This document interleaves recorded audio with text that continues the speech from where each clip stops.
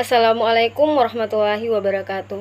Perkenalkan, nama saya Imas Nur Cahyani. Saya dari kelas 1C, jurusan Pendidikan Agama Islam. Dalam kesempatan ini, saya meresensi sebuah novel yang berjudul tentang Pay It Forward. Novel ini ditulis oleh Emma Grace, editor Tri Saputra Sakti, diterbitkan oleh PT Gramedia Pustaka Utama. Tebal dari buku ini sekitar 256 halaman.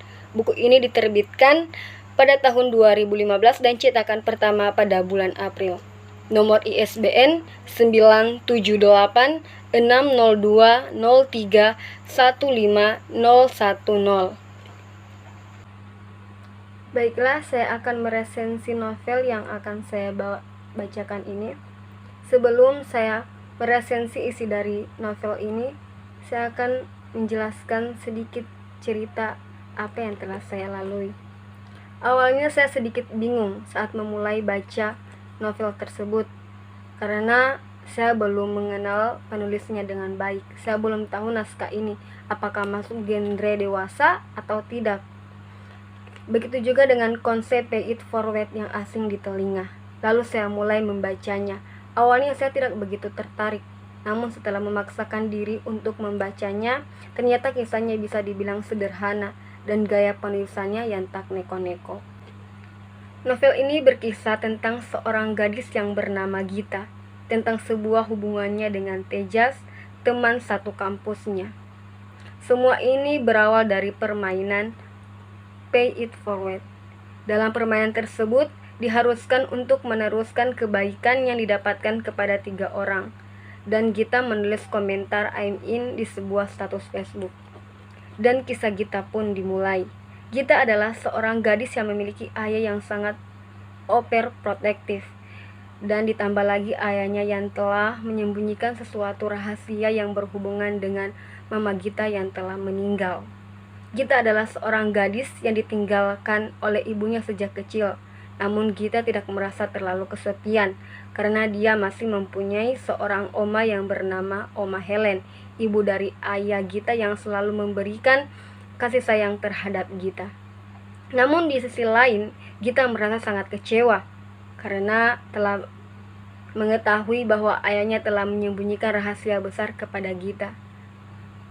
Ayah Gita yang dulunya begitu dekat, sekarang hubungannya menjadi renggang.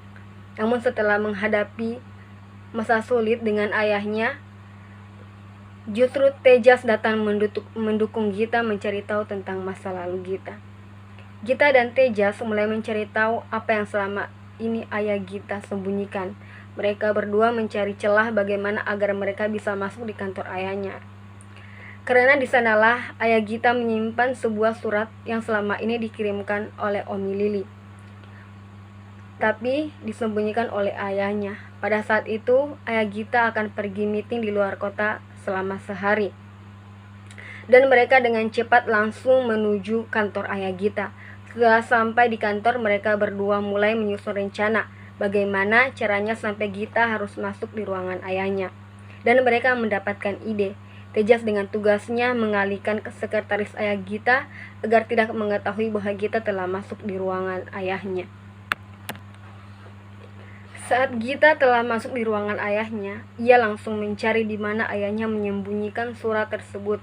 Setelah ia mendapatkan surat yang selama ini Om Lili kirimkan untuk Gita, dan setelah itu Gita langsung menuju keluar di mana Tejas dan sekretaris ayah Gita telah menantinya. Namun setelah penantian panjang, mereka akhirnya mendapatkan alamat Om Lili. Gita dan Tejas langsung mendatangi rumah tersebut, mendapati sosok wanita yang berusia lanjut yang tampak aktif, bahkan lebih aktif daripada Omi Helen. Sedang duduk di sana salah satu sofa mewah yang berkulit lembut.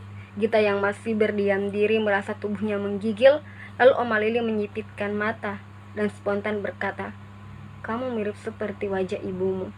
Gita yang merasa bingung, ia harus memulai pembicaraan dari mana, tiba-tiba berkata, "Gita baru tahu siapa dan di mana tempat tinggal Oma." Lalu Oma Lili hanya mengangkat alis saja dan tanpa mengeluarkan kata. Seolah Omi Lili ingin meminta penjelasan lebih lanjut untuk dibicarakan. Gita mencoba mengukir senyum dan berkata, ceritanya panjang. Intinya Gita baru tahu bahwa Oma ada dan baru tahu sekarang. Itu maksud dari pembicaraan Gita. Dan bertanya lagi kepada Oma, kartu itu.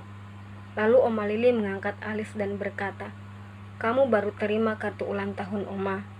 Namun Gita merasa ragu sesaat, lalu ia memutuskan untuk jujur. Kepalanya menggeleng. Belum, Gita belum menerima itu. Lalu desahan singkat, Oma Lili menggumam. Sungguh khas Daniel, ayah dari Gita. Seperti ada kelelahan dalam suara beliau. Seharusnya Oma bisa menebak tak semudah itu Daniel mengizinkan kamu datang. Mereka saling terdiam dan melihat Tejas masih saja berdiri di sana membuat Oma Lili langsung mengajak Gita untuk mengajak Tejas untuk duduk. Setelah percakapan antara Gita dan Oma Lili berlalu, Gita dan Tejas berpamitan kepada Oma Lili dan mereka berdua pun telah pulang ke rumah Gita. Beberapa hari berlalu, berjalan dengan sesuai pola rutin, yaitu kuliah. Sesekali nama Tejas terselip di antara beberapa aktivitas di hari yang penuh.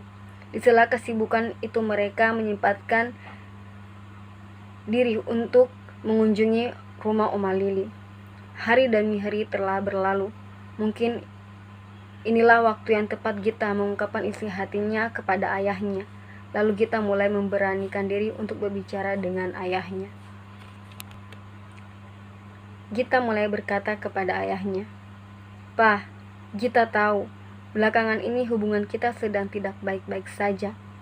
Kita juga sadar, bukan karena Papa jahat, egois, atau overprotective. Sepertinya yang pernah Gita tuduhkan kepada ayahnya.